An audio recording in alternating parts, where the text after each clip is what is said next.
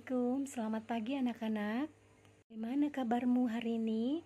Semuanya baik-baik saja ya. Semoga dalam keadaan sehat selalu, diiman dan imun terbaik. Amin. Hari ini kita akan membahas materi tindakan, motif, dan prinsip ekonomi. Kalau kemarin kita sudah membahas tentang kebutuhan, jenis-jenis kebutuhan, kemudian alat pemuas kebutuhan. Nah, sekarang kita akan bahas tentang tindakan, motif, dan prinsip ekonomi. Apa sih itu kira-kira? Yuk kita bahas. Awali dulu dari manusia sebagai makhluk ekonomi atau Homo economicus. Nih adalah satu bentuk keluarga yang semuanya adalah makhluk ekonomi yang dikatakan sebagai Homo economicus. Artinya manusia selalu mempunyai kebutuhan. Nah, seperti contohnya manusia butuh pakaian, butuh makanan, butuh minuman, butuh alat komunikasi, juga butuh alat transportasi. Itulah sebagai manusia Homo economicus. Manusia melakukan berbagai macam tindakan agar semua kebutuhannya terpenuhi dan dapat mencapai kemakmuran. Seperti contohnya ini ya anak-anak ya. Nih banyak sekali kebutuhan manusia yang dilakukan, tindakan manusia yang dilakukan untuk memenuhi kebutuhannya.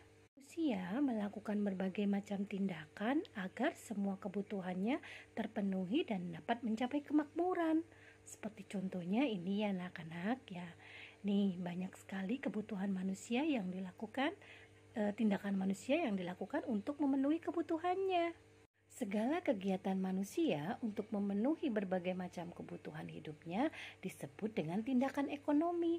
Nah, salah satu contohnya seperti ini ya anak-anak ya. Jadi semua yang dilakukan oleh manusia di sini adalah sebagai tindakan ekonomi yang dilakukan oleh manusia untuk memenuhi kebutuhan hidupnya. Anak-anak, ini adalah contoh daripada tindakan ekonomi. Ibu pergi berbelanja ke pasar. Kemudian contoh yang kedua, tindakan ekonomi adalah kakak berolahraga. Dan yang ketiga, contoh tindakan ekonomi adalah kita saat belajar.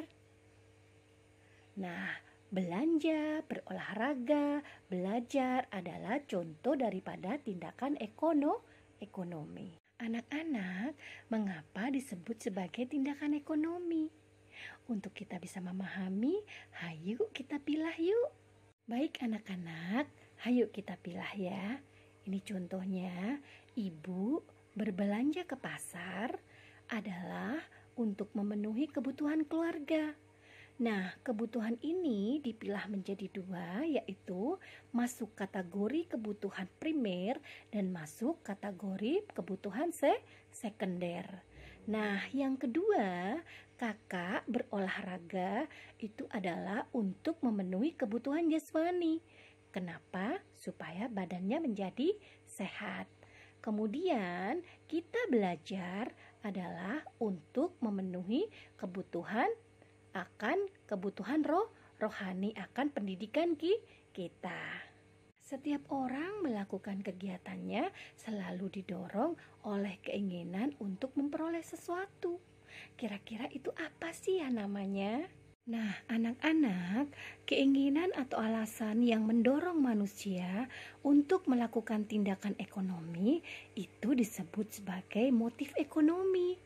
Nah, motif ekonomi itu apa?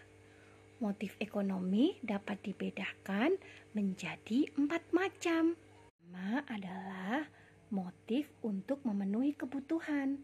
Contohnya, ayah dan ibu bekerja untuk memperoleh penghasilan. Itu adalah motif ayah dan ibu untuk memenuhi kebutuhan. Kemudian, motif berbuat sosial. Contohnya, di sini Miss Santi memberikan contoh, kita memberi bantuan kepada orang lain supaya untuk berbuat sosial atau bermotif tujuannya untuk membantu sesama, memberikan pakaian bekas kita, kemudian juga membantu ketika ada yang jatuh atau kecelakaan, itu adalah sebagai motif berbuat sosial. Kemudian motif yang berikutnya adalah motif untuk mendapatkan penghargaan. Salah satu contohnya, kita belajar tujuannya adalah untuk mencapai prestasi, sehingga kita nanti mendapat penghargaan sebagai juara kelas. Contoh motif yang keempat adalah motif untuk memperoleh kekuasaan. Salah satu contohnya, seorang pemimpin perusahaan, dia akan melakukan segala tindakannya dengan motif salah satunya bisa saja untuk memperoleh kekuasaan alias memperluas wilayah kekuasaannya atau apa yang telah dia miliki untuk usahanya. Nah, anak-anak untuk melakukan tindakan ekonomi yang mempunyai motif tertentu, kita harus menerapkan prinsip ekonomi. Nah, apa itu prinsip ekonomi ya kira-kira ya? Ayo kita cari tahu ya. Nah, ini anak-anak, yang dikatakan sebagai prinsip ekonomi adalah usaha untuk mendapatkan hasil tertentu dengan pengorbanan yang sekecil mungkin. Itu adalah prinsip ekonomi. Sekali lagi, prinsip ekonomi adalah usaha untuk mendapatkan hasil tertentu dengan pengorbanan sekecil mungkin. Nah, seperti apa? Ayo kita pilih ya. Nah, dalam dunia usaha, prinsip ekonomi berhubungan dengan sebutan efisien dan efektivitas. Apa sih efisien dan efektivitas? Nah, ini sayang ya.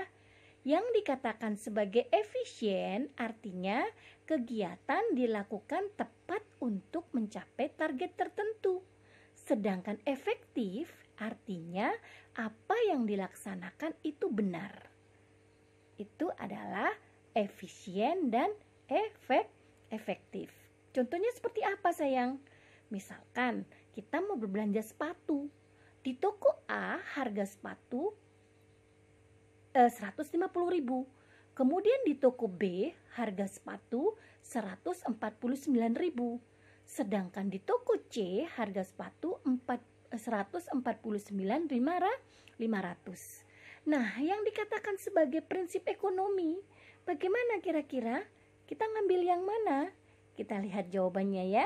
Tentu saja kita akan mengambil yang dengan kualitas yang sama, tapi harga sepatu yang lebih murah.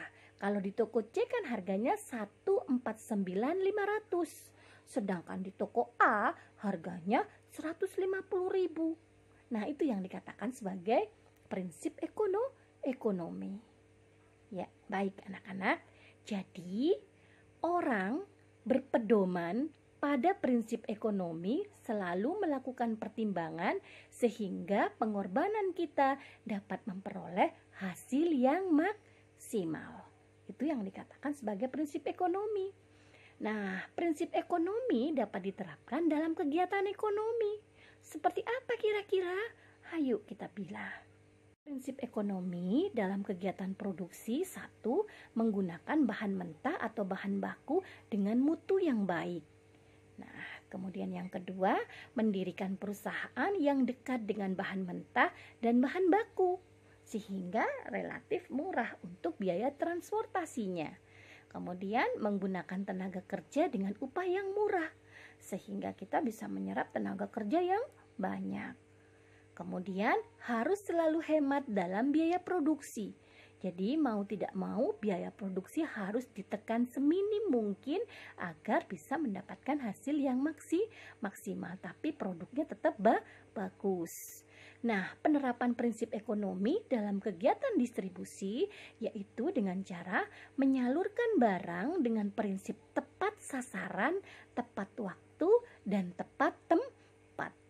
Itu yang dikatakan sebagai prinsip ekonomi dalam kegiatan distribusi. Kemudian menempatkan perusahaan di antara produsen dan konsumen sehingga mudah terjangkau. Dan dengan begitu maka keuntungannya akan jadi lebih besar, lebih maksimal.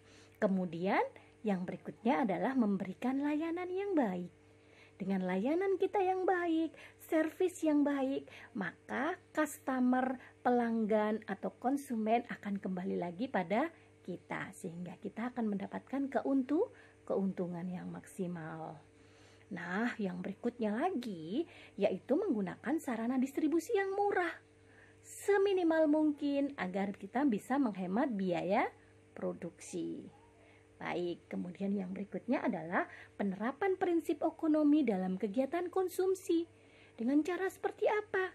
Membeli barang dengan memilih terlebih dahulu. Tidak serta-merta kita memilih barang, tapi kita harus melihat dulu kualitasnya seperti apa, harganya berapa, itu dari segi kegiatan konsumsi.